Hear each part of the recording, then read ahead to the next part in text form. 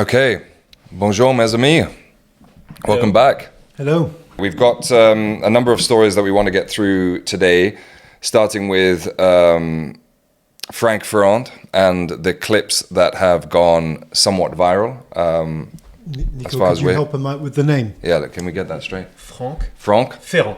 Ferrand. Sounds Thanks, sexy with him. No? Thanks. Sounds much sexier. Sounds sexy. Especially with what you're wearing. Let's have that again.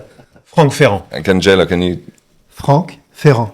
Franck Ferrand? Nope. Billy? What's the problem with the R? Totally screwed it. That's gonna Can we just go with Frankie? Frankie. We've got Nick has a story on boomers. He's upset with the boomers in France. Very, very, very upset. We've got France bringing back military service, first time in 25 years since Chirac ended it. So we're looking forward to getting into that story. We have got the magical Fête de Lumières to look forward to, which starts on Friday. And let's get into it. So we recorded the last home team, and all of a sudden a clip, J-Lo started talking about the commentary in the Tour de France. We couldn't remember his name, but since posting the clip, all of a sudden, 400,000 across platforms views, lots of interactions, lots of engagement, and it seems that Monsieur Franck Ferrand polarizes French society. So, what do we know about Franck Ferrand, and why did the clip go viral? J-Lo, I'm coming to you for this. Nico, I think you should start now. Why? Why? Because you asked the question. Okay. No, because I was myself very surprised. I did not understand at all what was going on. We checked all together. We have a WhatsApp group, and I said, "What is going on with Franck Ferrand?" And yes, by digging into it, I realized how controversial that guy was. And looking at the commentaries, also the comments we had on the different Instagram posts and stuff, I was amazed on how controversial guy he was without knowing it. So for me, it was just a good man talking about history in general, first on radio, and I think he had a TV show back in the days also. And he's a kind of a legend in France when it comes to talk about French history. And I like him very much. He's a sort of David Attenborough of history, no? Is the way I would describe him a little bit. And, to answer Nico's question, which is basically, why on earth has this particular clip gone viral? Talking about something as innocuous as Franck Ferrand on the Tour de France, who tells us about the culture and the history of all the villages and towns through which all the cyclists pass. So the question then is why is this so, why did this clip go viral? We didn't say anything controversial. Without even you naming it. Yeah, without even me. Well, maybe crazy. that's part of the reason. They're like, Who is this guy? And then there was a lot of names thrown forward. Yeah. He did it on purpose, But you must didn't want to mention this name. Because you're a foreigner, J-Lo. You didn't quite grasp his name. I'm a foreigner where? Well, tell us. Well, okay. Because a lot of questions were, this guy's... I'm a foreigner everywhere. He's not French. This is the thing, when you grow up in different countries, you're a foreigner, you feel like a foreigner everywhere.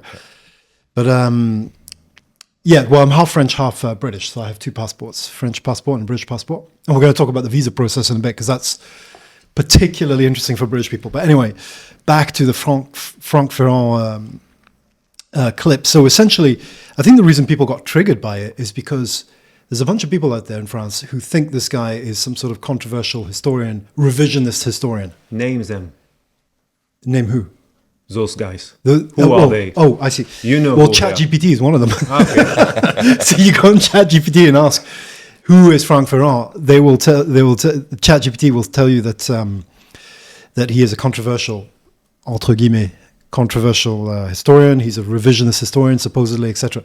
Anyway, when we played our clip, a bunch of people came out and said, "Hey, be careful, guys." And I think the reason it went, a little bit viral, I think, is because there's a bunch of people who may have watched that clip who are thinking, "Oh, we need to tell these guys. Yeah, we need to educate these guys. We need to educate these foreigners that this guy's dangerous. Yeah, he's a revisionist he's not a true historian and a faux historian. He's barely a journalist." So now some of the comments. Yeah, exactly. It's like he's not really. But I've listened to him for many years on the Tour de France now, and I love listening to this guy.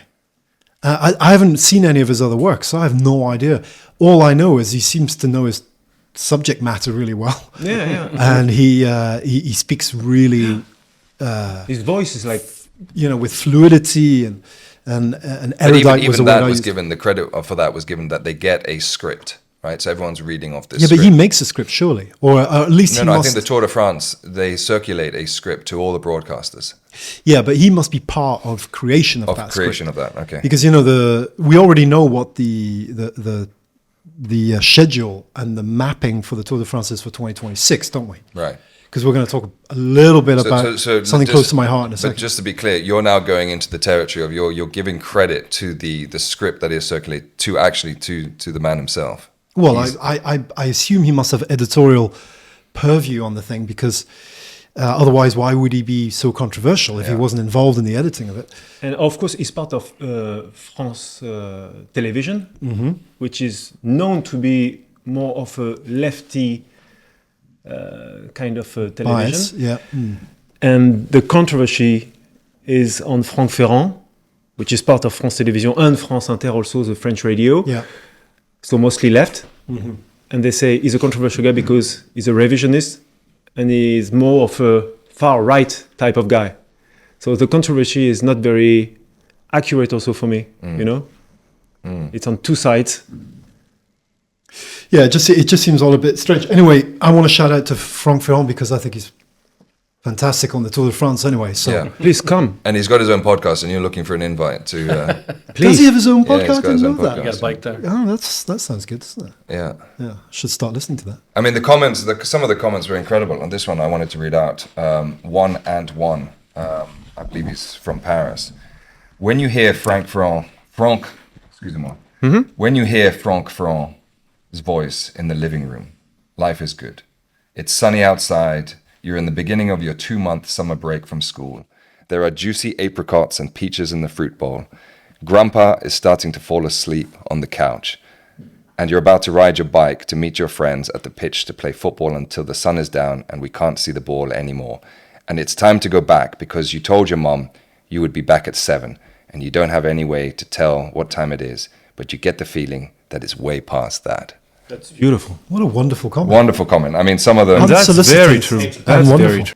His name is Franck Ferrand, You wanna but give him- actually he is a revisionist. He is well known to be a media figure whose aim is to promote an identity-based and romanticized view of French history. So can I give a little shout out to Frank and say that, so for the 2026 Tour de France, stage 4 Right. is coming through my home village in France called La Grasse, which is in the département of Aude, which is down in the southwest of France. It's quite an undiscovered part of France by a lot of people who are not French, and indeed French people. When I say to French people, my home is in Aude, in the département de l'Aude, they're like, where is that? Most people don't even know where it is. And it's, I think, the poorest département in the whole of France. Is that right? Yeah, on a per capita basis, it's the poorest. But it's also because it's mainly forest, and it's the population's not that huge there, and there aren't any big industries there. So there's no resources and there's nothing like that. But it's a beautiful place. So this year they're going through my village, which is La Grasse, which has an abbey, a monastery, a working monastery. It's one of the most famous working monasteries in the whole of France now. People from Lyon migrate there. People from Paris migrate there. They buy homes in this village just to be close to this monastery. The monastery has 40 working monks there, something like that. In French, it's called chamoine. And they wear the white robes, so you see them wandering around the village. The village has only got 500 people there on an annual basis, and it grows to 2,000 in the summer, including us, for example. And they play football with us on a Sunday. So every Sunday, the chamoine, the monks, come and play football with the village kids, all dressed in the white garb, So this village is going to send Franck Ferrand to a tiz because there's so much history in this village. And this is the area where you have the Qatar castles. And if you guys don't know what this is, Nico's looking at me inquisitively. You know what they are, right? The Qatar? No. Qatar is the religious sect that was born basically out of Christianity. I should know the century, but I think it's no, I'm not going to say because I'm going to get it wrong. But the Qatar was basically a spin-off of Catholicism, who believed that Catholicism was not strict enough, essentially, I believe. And so they created this sort of kingdom, a little bit like the kingdom of Fife you mentioned last time. So this kingdom in this area called Corbière and Aude, and which is now called that. And there are many castles, Qatar castles, Château de Qatar, no? It's a specific style? It's a specific style. It's very much fortress. It's always on a hill. Right. It's very defensive. And these things have been there for 1,000 years. Right. And La Grasse, the village, is right in the middle of that. And so in stage 4 of the Tour de France, they're starting in Carcassonne, which is the main city. You guys know the Cité of Carcassonne, right? Yeah. Well, that's the same thing. That's, in fact, well, that's actually new. That's Disneyland. But it's a riff off of these Qatar castles. So if you go to this whole region and go and visit the castles, which is what the cyclists are going to do. So stage 4, they're going through 1, 2, or 3 of these villages with these amazing castles. Right. So this is the stage to go and visit. Okay. Well, now's probably a good time to announce that in honor of our first viral supporter, Franck, we're going to have a section which you're going to cover during the Tour de France called Frankly Speaking. Correct.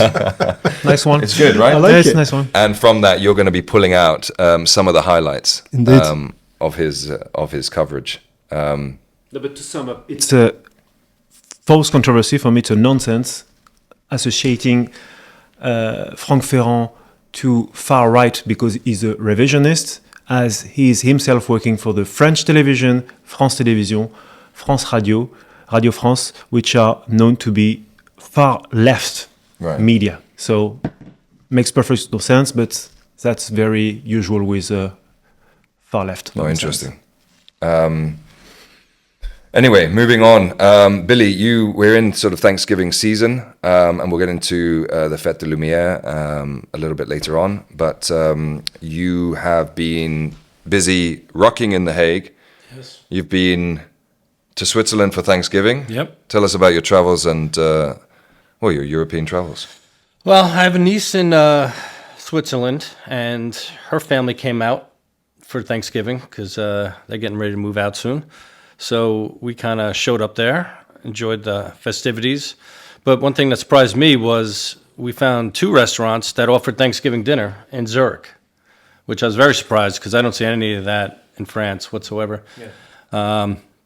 One place even offered the football game, the American tradition of sitting on the couch, fat and happy at the end of dinner, watching Dallas and the Lions play.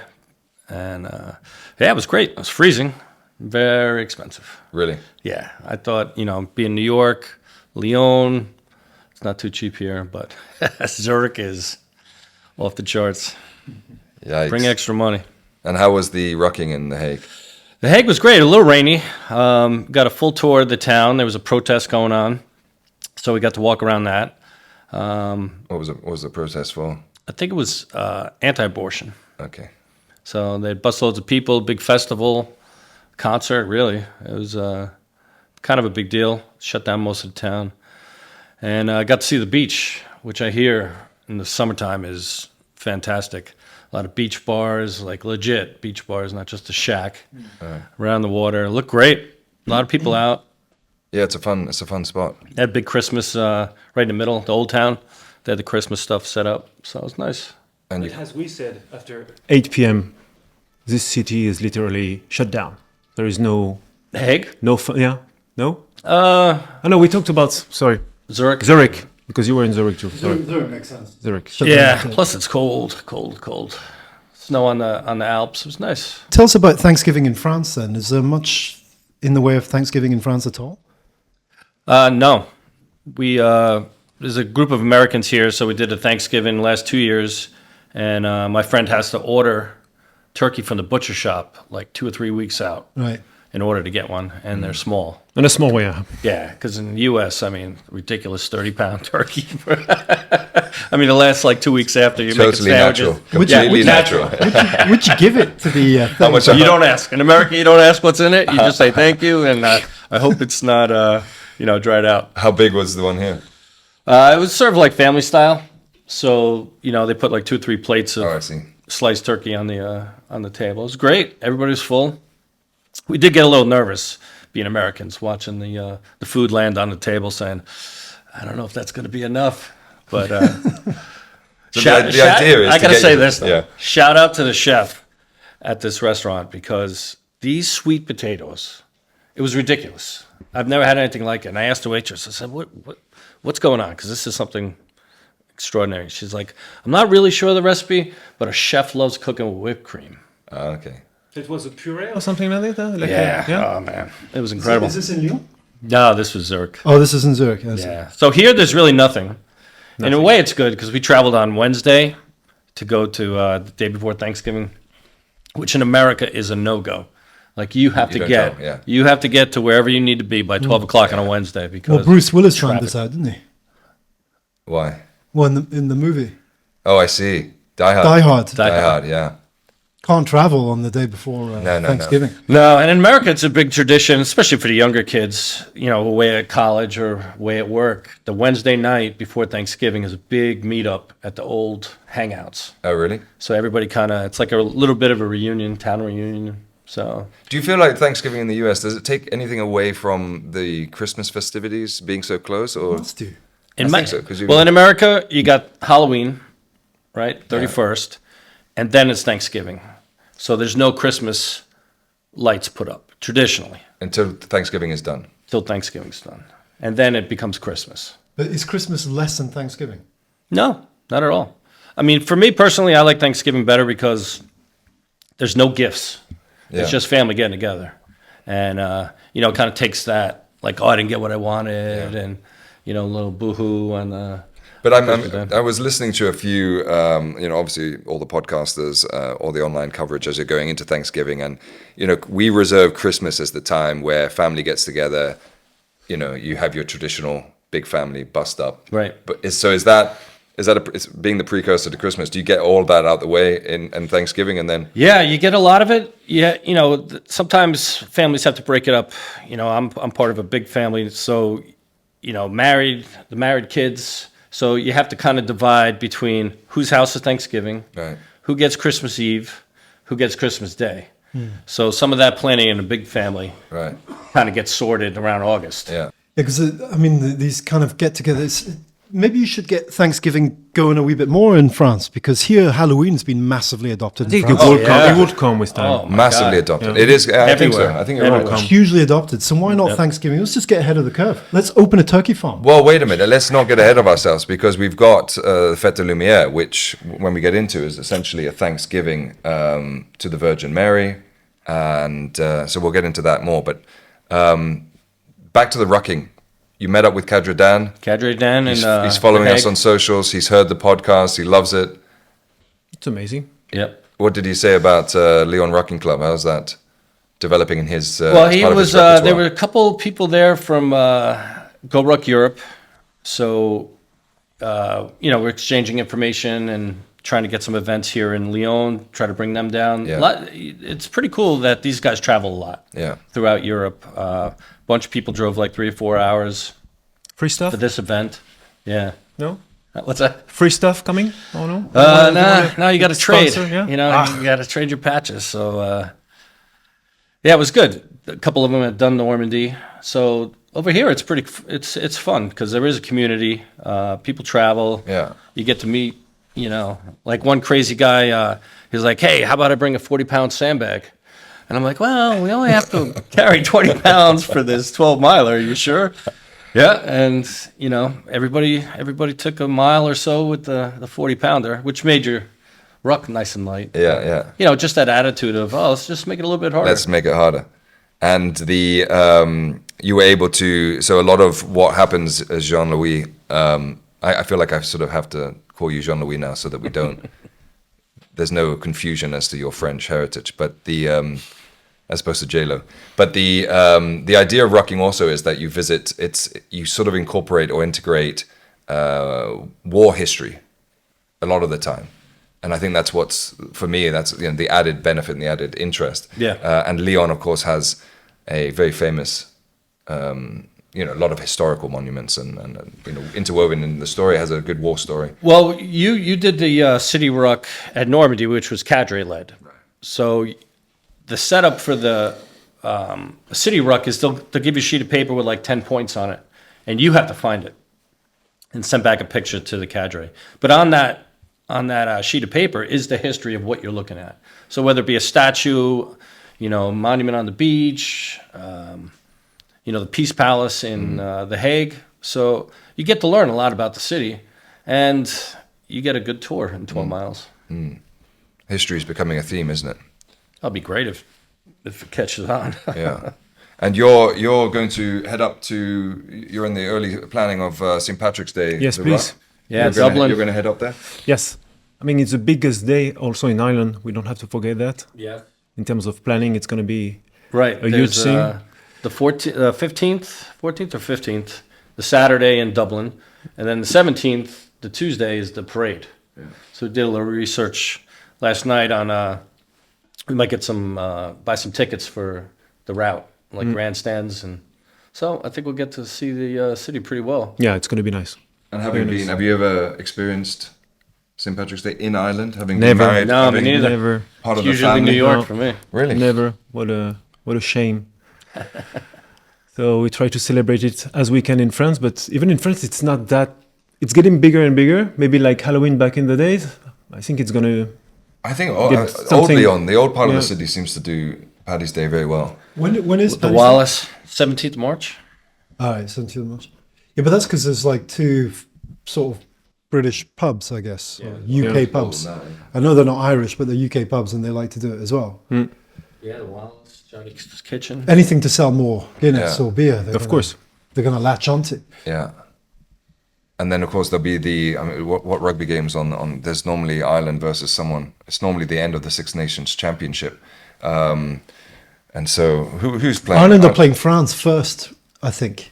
So it won't be the two clashing at the end.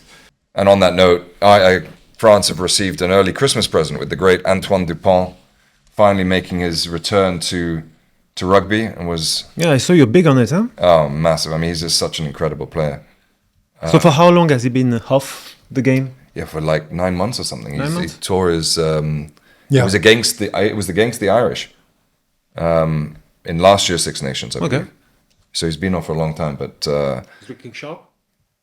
I mean, he's phenomenal, and he changes the French team. He's absolutely clearly the leader. But the French national team with Antoine Dupont is a completely different animal, and unbelievable to see. So we wish him all the best, because we need rugby's GOAT back and playing, and we need France doing very well in the Six Nations. So JLo, you've recently returned from the UK. How was that trip? How did you find things in Starmer's Britain? Just a short trip Did to you London. find the black hole? No one's found the black hole, because the black hole doesn't exist, apparently. Just a short trip to London and to go visit my sister. Went off to see some schoolboy rugby. It's the first time I've been back to a prep school since I myself was at prep school. So that's 30 years now. And it was it was really fun to see the difference in level between French rugby schoolboys and English rugby schoolboys. This was my biggest takeaway. And here in France, my 9-year-old plays in a rugby club called Hart, which is in Lyon. And there is also the actual Lyon professional team called Le Loup, who has a junior rugby academy as well. So these are the kind of there's about 2 or 3 proper, call them rugby academies here in Lyon for kids who want to become, good rugby players. And it's not part of any school. That's No, point this, also, yeah. so this is a big difference between France and the UK. It's like sometimes people say to me, what's the biggest difference? I say, well, probably one of the biggest differences is the fact that sports is done outside of school. Yeah. Or the US also, because it's Is it the same in the US? So Not high school. yeah, so High school sports are high school sports practice right big, after. The Anglo-Saxon system, whether it's Australia, New Zealand, even Ireland. America, Ireland, UK, is all a bit similar. It's all collegiate. You play in the school, then you play at university. Here is totally the opposite. Yeah. There is no sport at school. at all? There's some sort of there is semblance no. of sport. 2-3 hours of several different sports, but no Like very precise. juggling. Yeah. or You're not badminton. playing for that school. You're playing for You're that not. team. I Absolutely never not. represent Yeah. the school. Yeah. I've never seen anyone represent Wow. the school. So you play in a club. So all these clubs exist up and down France. Football, rugby, hockey, whatever you want, there is a club. And they're all subsidized somewhere by the government. Yeah. And they're brilliant. They're and all brilliant. Fantastic. So where my kid plays rugby, and here's the difference, right? Because the kids, they join a club in September and they play all the way through till June, right? Wow. So they're playing one sport essentially. So what happens inevitably is you become very good at that one sport.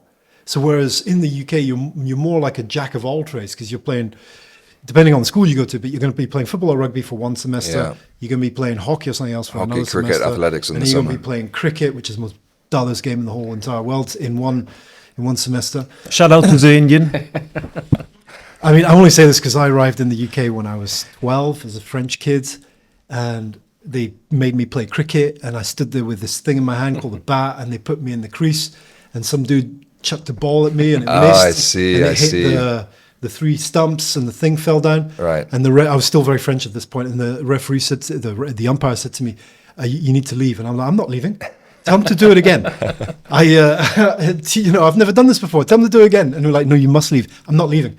The headmaster had to come off and pull me off. Sorry, a Frenchman protesting. Is that? Yeah, it was indeed. Anyway, it was my first and last protest as a Frenchman in the UK. Rubbish. So, Are those clubs set up to like a professional pipeline for the teams? Or? yeah, some of them are. So this is what I was saying about the academies. So for example, the professional rugby club here in Lyon called Le Loup, which is in the top 14, they have the academy. So they have the youth academy, which starts at age 6 and it goes all the way through to the professionals. And there they do look. And if you want your kid to become a professional rugby player, you're probably better off sticking them in that thing. But there's a lot of kids in there. So unless he's good enough to be in the A team, and this is the other thing, it's super elitist. So they all have like A team, B team, C team. And if you're no good enough to get in the A team, you're not playing for the A team. And it's seemingly they don't really care. So they have, and that's the way it is for my son's team, which is called Hart, which is a little bit similar. It's quite elitist.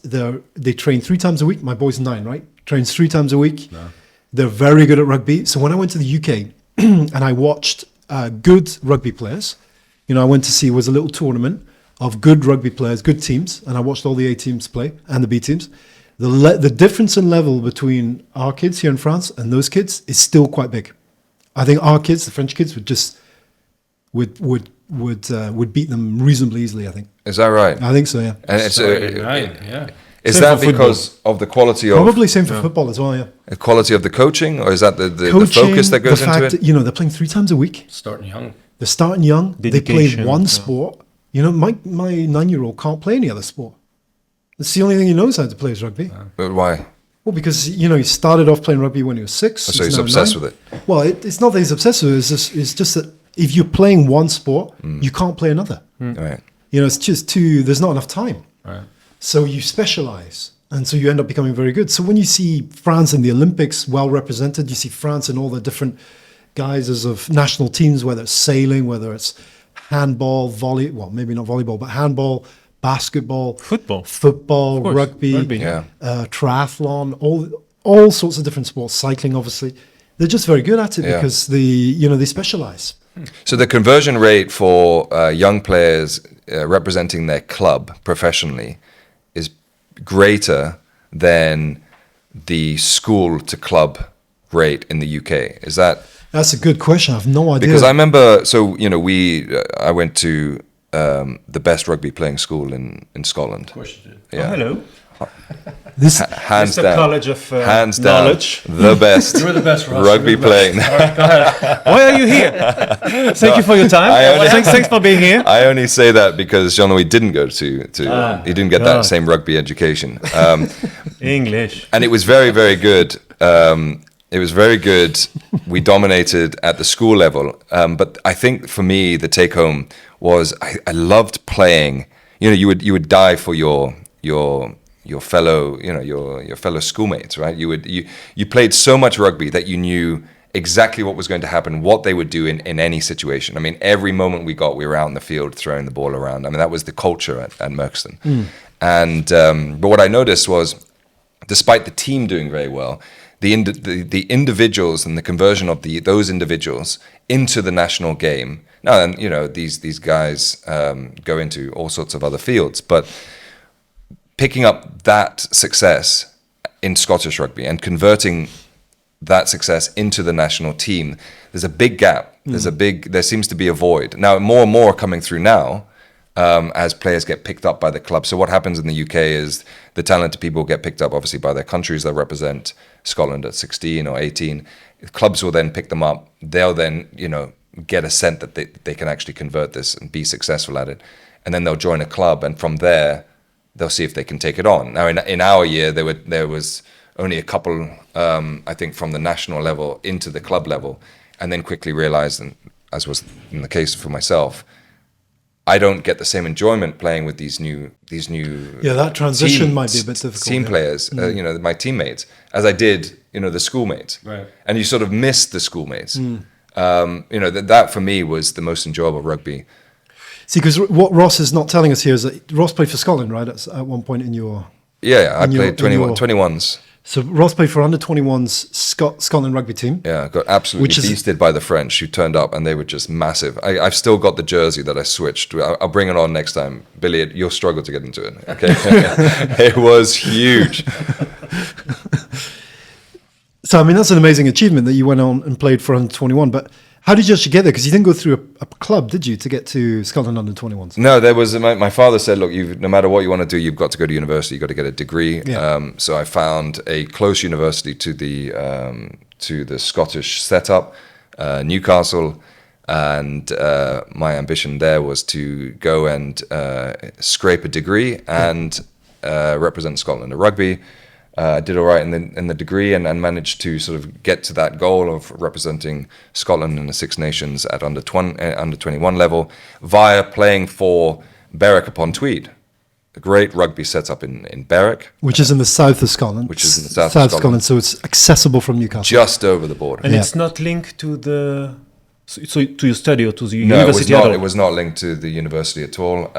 They had at the time started to implement an academy system, and Newcastle have a very good rugby team, and they had a very good academy and a lot of players, not myself, but were picked up by that academy, and then from there they had the professional training, the supplements, and they were really sort of in that environment. We had a very good friend who ended up playing rugby in France, actually. Shout out to Andrew Springay, who was picked up by the Falcons Academy. He represented England at under 21 and then came to France and played in all sorts of Bayonne, Narbonne.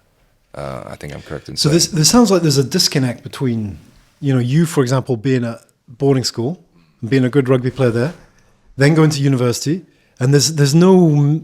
It sounds like there's a disconnect between going to university and then, if you wanted to become a professional rugby player, there's like a disconnect there. That's what I'm getting at. Yeah, that's my point. I believe there is a disconnect. Yeah. Whereas here, it's kind of, here it's institutionalized. Yeah. So, for instance, my other son, who's 13, he's at what you call a sports school, Spy-tude. So he is in a class full of people. Half the class, more or less, 40% of the class are in sports academies of one sort or another. And he's at the Olympique Lyon football sport academy. So there's 3 or 4 kids in his class who play for the youth of the professional Lyon football team. 2 of them have already got contracts. They're 13 years of age. And the other 2 are still non-contracted, but still playing for that team. Who's this? This is Lucien. Okay. My 13-year-old son. Now, Lucien is a cyclist, so he's in the cycling club. So there's a cyclist, I know that there's 2 girls who are in the swimming, there's the football players. And the whole point is that these 4 boys who are playing for Olympique Lyonnais, they have been told your studies must go well. So you're in that class. If your marks are bad, you're kicked out of the academy. So the whole thing's institutionalized. So these boys turn up in class, and according to my son, they're very well behaved. They sit there, and even though 1 or 2 of them are struggling a bit with actual academics, they're making an effort because they know fine well their footballing career depends on it. Now, how far this goes, probably only to 16, right? At 16, 17, they can choose if they're good enough, leave school. But my point here is that this is all connected. This is all institutionalized. And it just makes it easier to pick up good football players or good rugby players and bring them through to professional later on, I guess. Yeah, but I think also when you leave school in the UK, your parents, you essentially leave that community, right? Whereas if you've got your kid in a club outside of school, you're still going to the social events, you're still connected with that community, you're meeting the other parents. So it seems to, outstretch that. And then you're in the system. I mean, it's a good social club that you're involved with your boy. With the rugby? Yeah. Yeah, for sure. You were going to mention something about your trip. Now, you had a hard time getting back to France. So anyway, so the trip Let's talk about you. Hold on. This is not about... Stay with it. Stay with it, Nick. We're coming to you. All right. No. Nick, what are we wearing today? What's this? Okay, yeah. What are you fashioning before we go into... Okay. It is quite something he's wearing. I got told to wear a bloody blazer. Well, he gets to turn up in a cargo outfit. That's fashion. All right. So on my way back from London, this is the more interesting. It's not about me, Nico. You're going to see. So on my way back from London, I missed my airplane when I was in Luton Airport. So I turned up a wee bit late for my airplane. Now, I'm not the only person who's missed the airplane. I'm sorry, you were late for your airplane? I was late for my airplane. Okay, just checking. Yeah. It's a theme, isn't it? He's always late. Out loud.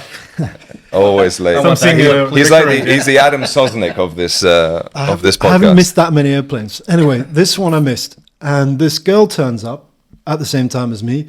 She's also missed it. It turns out she's Scottish. She's... Single. What? Single? No, she's not single. Oh, you know that. What?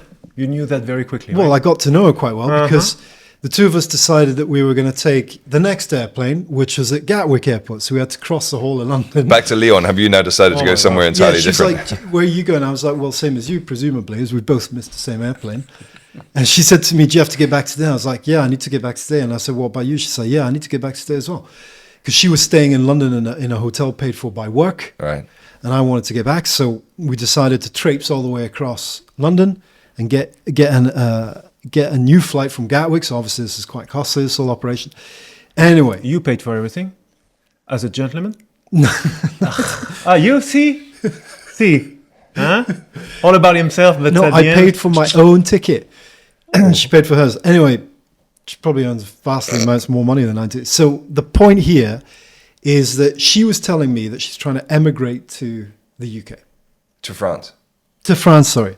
Emigrate from Scotland to France because she's got a boyfriend who is making wine in a winery near Beaune, which is near Dijon. And she was going there to go see him, and she's decided that she wants to move to France. Now, she tells me that it's super difficult getting a visa for a British person like her to move to France. I was since the Brexit, maybe, no? Yeah, since Brexit was in 2016, was it? Yeah. And since 2021, the rules have changed, and it's here in France, and apparently it's very difficult.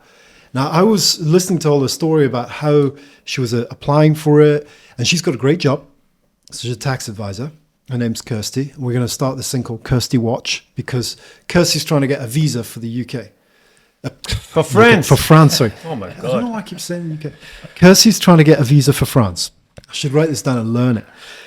And I thought this is fascinating how difficult it is for a British person to move to France. So I did a wee bit of digging. And of all the visas granted, long-term visas, i.e. more than 90-day visas for non-EU people last year in France, of which there were almost 300,000, only 1.6 or 1.7% of those visas were granted to UK people. And UK people, a lot of people got rejected. And my question is why? Sanction? Well, because they're not specifying that they're Scottish. I think it would be much easier if they specified they were Scottish. I'm not so sure the French ones want a bunch they of don't English. want English people. They don't want English people, yeah. And Scottish people are just getting caught in the crossfire. Because I looked at the visa requirements. The visa requirements are simple. You need to have a reason to move there. So whether it be love, whether it be work, something else. And then she told me there's no digital nomad visa in France. It doesn't exist. It doesn't exist yet. Wow. So you go, in Spain where I work in Valencia sometimes, I go there. I meet digital nomads, coming out of everywhere. Yeah. I went for a run on a Saturday morning with this group. They're all digital nomads. Yeah. Yeah. And this is nuts. So you're going to keep an eye on this. Keeping an eye on this because it's a ridiculously small amount of visas granted to British people here in the UK relative to the overall number, and it's just I just find it baffling. Are we being punished by the French state? Probably, I think so. I mean, they're probably the most annoyed of Brexit than any other country, no? So she would rather cross the border with losing her papers, stay here, wait. She would get something faster for sure. I think it would probably be easier to do Of that, course. wouldn't it? Yeah. It's like going to the US. I mean, cross the Mexican border with no papers. Not anymore. Yeah. Not anymore. That yeah. border, I that wouldn't door's do closed. that now. That You door's had 4 closed. years. But for sure in France, it will be faster for her. Right, moving on, guys. Nick, we're coming to you. France is bringing back military service. First time 25 years after Chirac ended it. Now, it's a limited form of military service in response to the growing fears of confrontation with Russia. More than 25 years after conscription was phased out, the plan will see young men and women volunteering for a paid 10 months of military training. Quote here from the president: "The only way to avoid danger is to prepare for it," President Emmanuel Macron said, whilst announcing the plan at an infantry base near Grenoble, not far away from here. "We need to mobilizing the nation to defend itself, to be ready and remain respected. The new national service will be brought in gradually from next summer, mainly for 18 and 19-year-olds who will receive at least 800 euros per month. a month." Yeah, net, which is actually pretty good. That's not Which bad. is pretty good, yeah. Yeah. What do you think of that, Nick? So first thing I want to say is, at the moment, as you know, I'm not working that much. Okay, kind of a retreat. Right. And I You're try doing to your apply. modeling stuff, aren't you? You're doing your modeling stuff, no? Shout out to me. But I tried because I have some free time to apply for some. I told myself maybe I can help my country by, I don't know, helping police or army or stuff like that. They said I was too old. 44 years old. Too old. Yeah. I took it personally. Okay. So I think first thing first, I'm disappointed. Right. But what I think is, back in the day, it has been a big mistake to stop the military service because I don't know how it is in the US. Is it There's in no the UK? compulsory. Is it No compulsory. no compulsory? What does it mean? It means No force. don't have to. you're not Yeah. forced. Okay. And in the UK, No, Same. it stopped in the 60s or 70s. so before us. Before France, yeah, because you need to give a bit of context here. France stopped it. Anyone born after 1978 didn't have to do military service. Yeah. Correct. Right. So that means Nico, who's 44. 81. 81, yeah. And I didn't have to either. I remember people. You were born when? I was born in Scotland, in Dundee, When? in 80. 80, okay. But I have a French passport, and I remember there were stories of British people like me who are, French parents getting dragged over the border to go and do their military service. Anyway, that all stopped in 78. So anyone born after 78 didn't have to do it anymore. And now it's been brought back in. I think it's great. Yeah. The way they were proposing it for the youth like that, they'll be able to get some sense of community, pride in their country, learn a skill. Who knows? 10 months, in the U.S. Army, that's just about enough time for a basic training and to learn a job. So very much like apprentice level. I don't know what happens to them afterwards. How old were you when you joined the military? I joined when I was 17. Really? Okay. So you're exactly this. My parents had to sign. Your parents had a son. Yeah, recruiter came to the house and had to sign. Oh, they had to sign. Yeah. Okay. Because I wasn't 18. But Was that tough? no, I mean, for me, everybody in my family was in the military at some point, and I just felt like that was what you did. So for me, it was a no-brainer. Paid for my college. No free school, so that helped pay. Because my parents were basically like, "There's no money for college, so however we want to work this next step out." Right. And at 17, I gave them the papers, and they didn't want to sign. I'm like, well, here's the plan. So I was able to pay for college with it back then. I probably couldn't afford it now, but I think it was great. you know, the sense of community. You know, I stayed in the National Guard, and I'm friends with these guys for life, like from basic training and guys at Is first. that who we met in Normandy? Those guys are a little later in my career, but yeah, we all served in Afghanistan together, Right. pretty much. The And guys you met. your code name was what? You allowed to say that? You don't have to say it if you don't want to. But what was really impressive for me, seeing, you know, we had a friend who was here who signed up to the U.S. military, and we were rucking with him. I won't mention his name. I don't know if he wants his name mentioned. However, you know, he was a fit guy. But what was interesting was the photos that we would get back as he was going through his first year of training, his first few months, and the transformation was unbelievable. Yeah, became a man. Yeah, You know, you it could was no see, longer. you could see it. Yeah, even in the way he communicates with us, Yeah. it's a totally different man. Totally And he was, I mean, he was built to do another career. Yeah. He was going Well, to be I a think scientist, I don't know what, and then The biggest he discovered adjustment the is army, yeah. there's nobody else there for you, Yeah. right? It's your buddy. You have to get these things done by this time. Get it done. Like there's no excuse. There's nobody gonna be like, it's okay. Yeah. You were a little late. Yeah. You know, you didn't fold the bed right. It's okay. Next time. You know, you are held accountable for your actions. And I think the earlier that happens in a person's life, the better. Because you get to about 30, 35 and nobody's held you accountable, you know, things could be Yeah. a little disarray. Now, what do we know about the general feeling in France? Again, coming to you guys, did people welcome this news? What's been the general reaction? I think the general reaction is pretty good. It's pretty good because for me it was a big mistake to not do it. not do it Yeah. on a mandatory level because it was I mean 100% voluntary army for me is a big mistake because you will by definition target the lowest part, let's say the poorest part of the population. That's what I think. When it was mandatory, everybody was mixed together. The rich guy from Paris or the poor guy from, let's say, Britain, stuff like that. That whole concept was very nice, and everybody was involved to do the same things. Everyone was at the same level. Was for me one of the main thing, the most important doing this.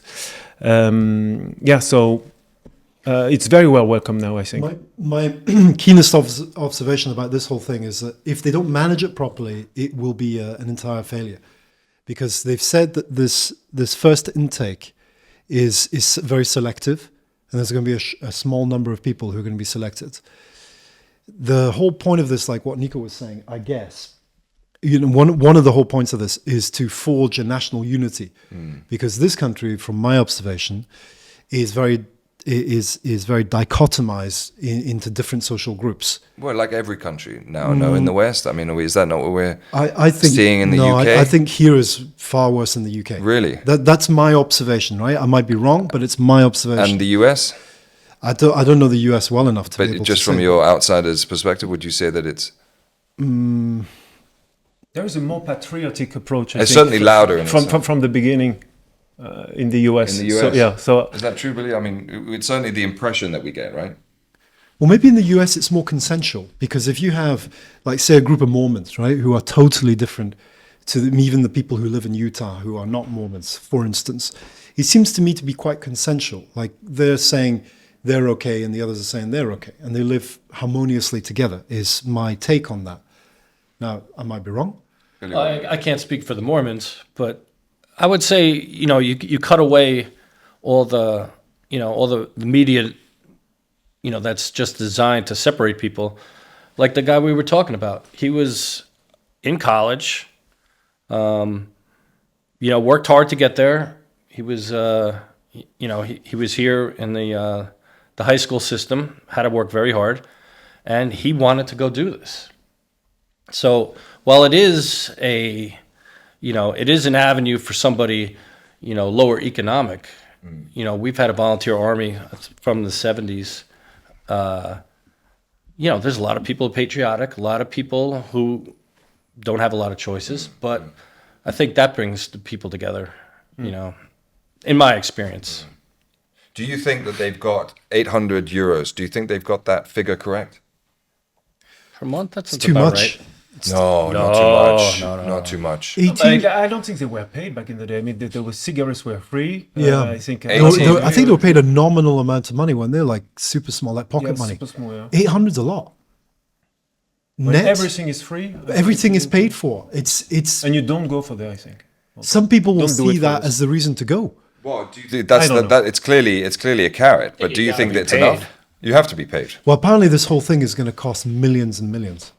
It's I mean, going to the- be super expensive. This whole exercise. Yeah. And Yeah, but it's clearly a long-term investment, isn't it? Because what you're instilling is this love of country, right? Which we all agree that's kind of dissolved over certainly course. our lifetime, right? We all the agree to reserve that. is so low in terms of army. Also, nobody is ready for war now. I mean, there's the practical situation from the government, right? They're going to need people, no matter whether it be Russia Right. or something. So that's the practical level, the political level. But you always have to be wary of politicians who are like, "Oh, this is going to be great for everybody," and I think the kids should get paid. Being a young private, Yeah. I think 1987, I made $600 a month. So. Was it a lot of money for you at the time? Well, there weren't a lot of options to spend it, right? They give you a uniform, they feed you, you have housing. Yeah. But if you want to go home and visit, it's not a free flight. Yeah. If you want to go downtown for the night, that's not free. Or you want to buy another pair of jeans, so you have clothes to wear. There's not a lot of places to spend it, but certainly it should be paid. I mean, it's not a... But you have, servitude. I mean, this is obviously sons and daughters, but Yeah. both your children are older than mine, into teenage years already. As a father of French kids, if either of them turn around to you and say, I'd like to sign up, Dad, I'm 18, I'm going to get 800 euros, how do you feel about that?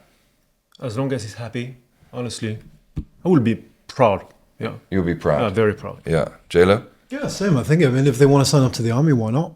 But as long as they got it figured out, as long as they're doing it for the right reasons, and as long as it makes sense, Yeah. and there's not an opportunity cost there. In other words, they've been given a scholarship for something else, or they have the opportunity to go to Oxford. I'm just using a bit of an extreme example, but if you got that on the other hand, then I would probably say, well, why don't you think about going to Oxford first rather than do that? But sure. Also, back in the day, the idea was to to save money for the country, to cancel the military service. But then we discovered pretty quickly that having a professional army costs way more than asking people to go voluntary to. And when you look at other countries, doesn't Switzerland have something similar to this? Not sure. Well, everyone in Switzerland has to bear arms, do they not? Isn't that the whole point? Switzerland's a neutral country, right? But in order to remain neutral, you need to be able to defend yourself. And to be able to defend yourself, everyone must have a gun. So you go into a Swiss home, they've got guns, haven't they? In order to have a gun, you've got to have training. I don't know. I've never been into a Swiss. It's not like 8 months. I only see it with Americans there. I don't know. I did not see any guns in their apartment. I swear to God. Yeah, I was in a Swiss apartment not that long ago. My friend who lives in Geneva, I'm pretty sure I didn't see any guns in there either. I forgot to ask him, where's your gun? They were. But he's not they were even movement. Swiss. He's not Swiss, so maybe that's the difference. Right. Train stations in the highway. I saw a lot of army on this past trip. Oh, did you? Yeah, a couple convoys on the highway, and then You're letting out all the secrets here. well, they were there in uniform. We've got a lot of Russian listeners. Yeah. My only other experience of this is South Korea, where my my wife is from, and they have a 2-year military service, mandatory, and that screws a lot of stuff up because there's people who are professional sportsmen who have to go and do it, the pop singers and people who have otherwise. Yeah, that was big news a couple of years ago, right? Aren't you? Yeah, exactly. That They were trying to band. get out of it. Do you know of a sportsman who has who's not been able to do it because of they have to do it if They have to do it. They have to do it. Yeah, they have to do it. So my wife's brother-in-law was a professional football player who played for South Korea, and he went to the military service, and it was a total nightmare for him because he was playing professional soccer before, got a contract to Europe, couldn't take the contract because he had to go and do military service because you have to do it at some point. Yeah. So you don't have to do it when you're 18. don't have to do it when you're 25. You got to do it before you're like 32 or something. Right. So at some point he was like, Christ, I need to go and do this now. So he left his professional football club where he was getting paid a lot of money. He's one of the best soccer players to come out of Korea. He's scored, I don't know, he's done 40 appearances or something like that for South Korea. He's scored quite a lot of goals. And so he was getting paid a lot of money. And when he went to the army, his salary went from up here, my hand is high, to down here, my hand is near the table. And that was just a total nightmare for them. He couldn't adjust. And the family found it very, very difficult to adjust. And that was really tough for him. And all the football players who went with him to go and do it, it was the same thing. It was just a total waste of time for these guys. And so for me, and the only way they could get out of it is when they played in the Olympics, they said to the South Korean football team, if you guys win the gold medal, then you're dispensed of the doing military service. And of course, they didn't win the Olympics, so they had to go off and do military service. Yeah. Well, USA, back in the day, they drafted Elvis. Yeah. Oh, He had to go serve 2 years. Oh, is this because of Vietnam, wasn't it? Oh, before. It was before. Oh, this It is was like in before. the 50s. Oh, right. Yeah, I'm living in a K-pop world at the moment, talking of South Korea and Demon Hunters and Golden. And, you know that song? Unbelievable. On loop. Please do not sing it. No, I won't. But I think it'll be interesting to see how this story develops, and we'll be keeping track of it. And I hope that it is successful. I'm just going to say one last thing to conclude on this now that I thought about it. For me, this is not about national security. It's about national interior security. Oh, national interior security. It's not about outside security. It's about interior security. And the whole thing about this is to try and get some better national cohesion with our youth in France, as opposed to defending ourselves against Russia. Right. That's what I think this is actually about. Well, I think that's a very good point, because I think that there's certainly a strong argument to be made on that, and I think that what do you look? France is a beautiful country, full of beautiful people, and as far as I'm concerned, you should be very proud of all of France. I mean, it's an incredible place with people like Franck Ferrand. Anyway, we're moving on, because we've got something else to be grateful for.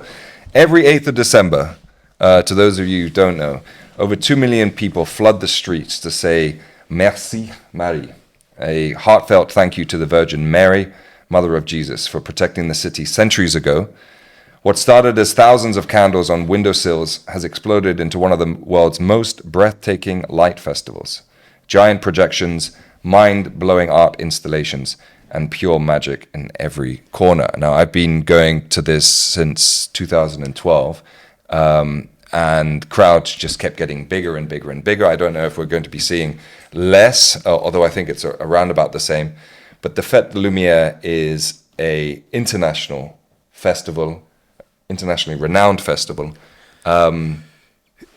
which starts on Friday. This is in Lyon. This is in Lyon. This is the second biggest festival after Oktoberfest, from what I've read. From what you've understood, yeah. In Europe or in the world? In Europe. Yeah, in Europe. So it's huge. Yeah. And I've never been there. Oh, You've never been. Never been. in the last 4 years. Too many people. It's incredible. Too many people. And regarding what you said, the mayor planned this year to cut a third of the light show. Yeah. Really? So, it's going to be different. That's too bad. Is that to save on electricity? Because he's a greenie. I don't. Yeah, possible. It's absolutely possible. Well, I don't think that's. I don't think people are not coming. I think numbers are still going up from what I understand. Yeah, what have you? Definitely. I mean, I was so this is, a lot of people don't know about this, don't they? No, I don't. A lot of people don't know about this Fête des Lumières, which translates to light festival. Light festival. I was trying to think of a better way of translating it, because Fête des Lumières sounds nicer in French than light festival. It's true. Definitely. But anyway, it goes on for like a week or something like that. 4 days. And the essence of it is that you walk around the city centre, which in and of itself is beautiful anyway, and then you get to see these light shows and displays and demonstrations that are placed strategically around the city. So you can sort of walk a route that will take you a few kilometers around the city and see all these arty installations and music things and all this kind of stuff, right? And So it's mostly at night, of course. Yeah. it's at night because it's all about the lights, and you need to see them at nighttime. But we're in winter, and here it gets dark at about 5 1:30, o'clock, you're good. and you're good to go. But it is true. I mean, it's a wonderful, I suppose, reason to come and visit Lyon, which, you know, again, in and of itself is a beautiful place. Yeah. We brought friends just for that. Yeah. Just to come and, you know, the park was great. And then you just walk through town, Yeah. follow the lines. Yeah. Really. I'm Exactly. pretty sure in France nobody knows about it. I mean, I was living in Paris and Bordeaux. Yeah, I people don't never know. heard People- about yeah, Fête des people don't- Lumières. I mean, I It's never the heard second about it biggest until I got festival. here. I don't understand these 2 million people that come here. Where do they come from? Because every time I'm like you, Nico, if I go to somewhere in France and I say, Fête des Lumières, they're like, what? Yeah. I'm like, what do you mean, what? It's 2 million people who come to this thing. So how have they heard of it? And, Yeah, correct. You know, it's And they like, drive, right? I mean, the traffic around here is insane. oh, forget about it. Well, You it won't be can't. this year, will it? I mean, it'll be impossible to get into.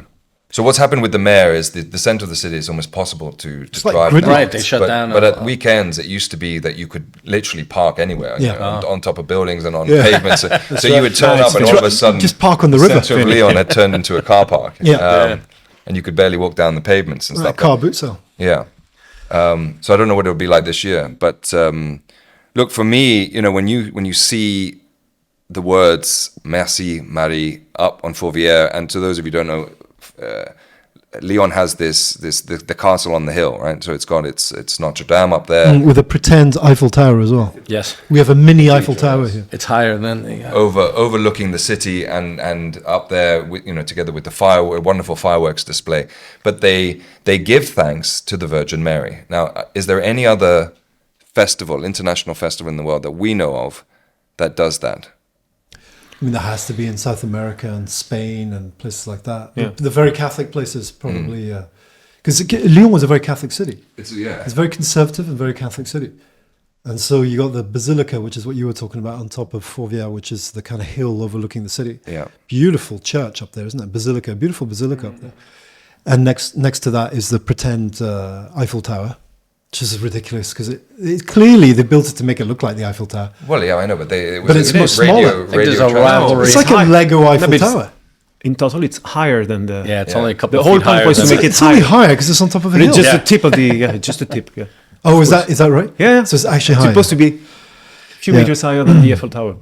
Right. But one of the highlights is the Christian march up to Fourvière, the Montée au Flambeau. Is Yes, that exactly. correct So that's one pronunciation? of the things that Lyonnais promised to the Virgin Mary to save them from the Black Pest. The plague. The hail is The plague. Yeah. the plague, Black Plague. They said we will do it every year, climb to Fourvière and put like a golden coin on your feet on top of the hill, and you will protect us from the plague. And that's what we are doing it. And Virgin Mary helped us and saved Lyon from it. So that's why. So, according to AI, tens of thousands of people walk together carrying real flaming torches, lanterns, and simple candlelight. They predict somewhere between 50 and 80,000 in this procession. On this particular march. On this procession, a massive candlelight, torchlight procession that climbs from the Cathedral of Saint-Jean in Vieux-Lyon Yeah. up the steep hill So to the the very Basilica bottom, of yeah. Notre Dame.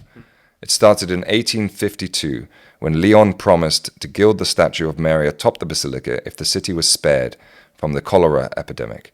When the plague passed, the people spontaneously lit candles in their windows on the 8th of December and processed up the hill in thanksgiving. That's a big thing. Lyon is absolutely beautiful because we all put lights Yeah. and candles. And it was to send a on the message, hate. it was to send a light message where Yes. words aren't needed. It was send a light message up, which is why I didn't want to so our Thanksgiving here in Lyon is technically begins on Friday. Mm-hmm. Another way of looking at it. So we don't, with all due respect, we don't need American You need a turkey. Thanksgiving. You need a turkey, and you As need much as pumpkin John Louis would pie. like, Why are you here? keep yours in November. We've got the Fête de Lumières where we give thanks to the mother of Jesus. I mean, it's a wonderful thing, and it brings the community together. A lot of international people coming in. The Vin Chaud, which I was speaking to a bar owner, good friend, who has the Blackforest Bar in the second, right next to the opera. A great place to start if a great place to start on this Vin Chaud, what we would call a sort of pub crawl. But it's cold and you need to stay warm. Yes. So start at the Black Forest. Highly recommend starting at the Black Forest. Very good Vin Chaud. And then you keep going from spot to spot as you enjoy the light shows on the buildings. If I can give one recommendation on that, Yeah. go to an authorized dealer. Because down by the park, as everybody leaves the park and walks downtown, there's some homemade. Right. Some They bastardized some the guys out recipe there a little hustling, bit. and they had a pot, and I was like, oh, okay, I'll get one for the walk, and there was a lot of sugar in it. Oh, was it? I think that was the main ingredient. So all I can say is go to an authorized dealer. Yeah, because you do Not get some, enjoyable. you get some interesting variations on the Vin Chaud. If you can go to some of the older places, they'll mix it with At least have a hot. You should be good. yeah. But we wish everyone a very happy Fête de Lumières and stay safe and stay warm. From my opinion, as long as we can enjoy it. Yeah. I predict in 5 years from now, there will be no Thank You Mary on top of the fourvière. Right. And we won't talk about this. Well, and we won't talk about this, but you do have an axe to grind with regards to French boomers. Yes. Why don't you tell us about that, Nico? Yeah? You want a real story? You want a good story? Go with me to a pharmacy. You say pharmacy or chemistry? Whatever. Pharmacy. Pharmacy is good. On a Saturday afternoon, and you have a prescription that the only day you can go to the pharmacy. So what do? You go there around, 2 in the afternoon. And who do you meet there? A couple of boomers. Couple, like 10 of them, right in front of you, waiting for the same thing as you, when they have plenty of time to do it along the same week or the week prior. And that's exactly why I hate them. I hate you, boomers. You're supposed to be a boomer, so the context is boomers. The definition. They're probably not making comments. We've lost half our audience, Nick. Thank you. Trying to build Franck this Ferrand thing is a up. boomer. I love you, Franck. We miss you. No, but the whole thing is that, I don't understand those. But there is I differentiate two types of boomer. Those born right after the war, because the definition is born between right after the war and 75, 76. I think you were a boomer, okay? No. So No. You're not?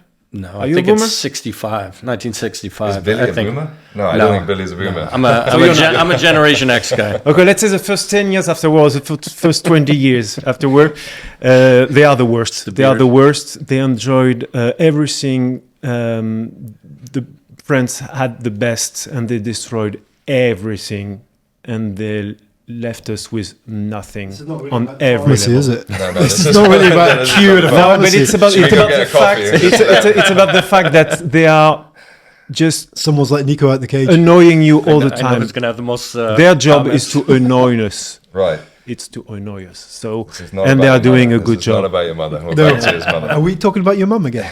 Maybe no, not even yet. Looking ahead. Because your mum's a boomer, yeah. presumably. She is. Yeah. She's she's a good one. Have you told her the pharmacy story? No, not yet. Well, next time you go But I there for should, your 3 hours with her. But am I the only one annoyed by this? Am I the only one annoyed by those people waiting in lines? I know not to The go. days there is not the to most go people- on the weekends because it's not I just mean, the boomers. who From goes what to the I'm seeing, pharmacy on Saturday afternoon? At 2 Everybody, p.m.? No. everybody's working. but it's not. seriously. It's not just the boomers thing, Nick. Like the French have an obsession with the pharmacy. Okay, when you They're always crowded. it's unbelievable. It's like some sort of mini We have the mecca, most isn't it? prescribed it's- per persona medication also in Europe, in all Europe, maybe in all the world. No. Every time you go out from America's got to be way ahead. But in Europe, we're definitely up. because it's free. It's free, so we have tons of prescription Yeah, every plus time you we- go to plus the we have medicine. quite a lot of companies that doctors. make these Yeah. things. So There's you a big gotta- pharmacy. long feed lines the in beast. You got to feed the There's beast. long lines in the U.S. Yeah. for sure. No, but I mean, the on your prescription, the number of medicine you have is one of the longest in France. The list of medicine you have per persona in France on the prescription is definitely the longest, as it's free. Yeah. And all those people are asking, all those boomers are asking for a lot of medication, and they go to the pharmacy on a Saturday afternoon. Yeah. That's why I was upset. Well, you've got all your medication now, so no need to go back for the Sure you don't want For the Christmas next period. 3 months, yeah. Look, it's going to be a fantastic December. I can't believe we're here already. And Christmas plans, gentlemen. What have you got lined up? Billy, you're back off to the US. Going back to New York. Holiday Christmas party in the Bronx on the 13th. I don't think anybody would be there, but yep, I got to do Massachusetts, Rhode Island, New York for 3 weeks. When do you put the trees in your countries? I've already done it. Yeah, We've done like on the 1st of December? 1st of December. Right after Thanksgiving. Yeah. So it's prior to... Some people do it before Thanksgiving, but traditionally after. Okay, good point. And you're back when? I'll be back December 31st. Okay, so you're here for New Year. Yep. Good stuff. Jean-Louis, what plans have you got for Christmas? Just spending Christmas here in Lyon. Yeah, nothing major this year. Okay. Nick? 1 week in Ireland, Oh, yes. like every year. And back here. But what's the difference with Ireland and France is that on the 24th at night, there is no dinner, everybody's in the pub. I don't know if it's the same in Scotland or in the US, but there is no dinner at night on the 24th. No. So everything happened the next day, Yeah. opening the... And then The UK works. Yeah, yeah, it's and all then on we the have The same? Yeah. Oh, okay. We have a good Boxing Day And you go on the pub? tradition too, which is the 26th. Yeah. Really? Yeah. There's always sport on the 26th. Yeah. Oh, good. It's a very sporty day, Boxing Day and football games Yeah. and all that. And then on the 25th, you're supposed to watch a James Bond. So that's the other tradition. And you're supposed to get pissed by lunchtime and then watch a James Bond in the afternoon, fall asleep in front of it. So that's your mission. Okay. Don't go to any pharmacies, Nico. I will not. Yeah. Okay. And you in the US? Do you have a dinner if at you- night on the 24th? Definitely. Christmas Eve dinner is a big deal. Ah, Especially if you have Italian family members. Oh my God. Really? Unbelievable. Do you Fishes. have Italian family members? My uncle married into an Italian family, so I was lucky enough to go, growing up to that house. And his in-laws came straight from Italy, so everything was authentic, and the food. You sit there, you're like, all right, I'm full. They're like, no, that's the second course. Thanksgiving in terms of... Different Size of food, the meal? different food, but yeah, just as much. Nice. Yeah, it's big. I've noticed your accent is not as strong as it was when you first arrived in France. Really? Yeah, you used to speak. You want some coffee? Give us some broth. Maybe when you Some come back, broth. maybe When I you come have back, I'll have it. Yeah. I'll Turn have it it up. ready. It's just like my wife when she comes back to Ireland. I'm not able to understand her, which is a good thing. Sometimes. No, but it's Shout out to the wife. Good luck. And on that note, Merci Marie, ahead of Fête de Lumières. Merci Franck, and his new segment on our show, Frankly Speaking. Yeah. And thank you, gentlemen, for joining me. And that's another home team wrap. Until next time, see you later. Bye bye. Bye, guys. Bye bye. You're the leader of the wolf pack.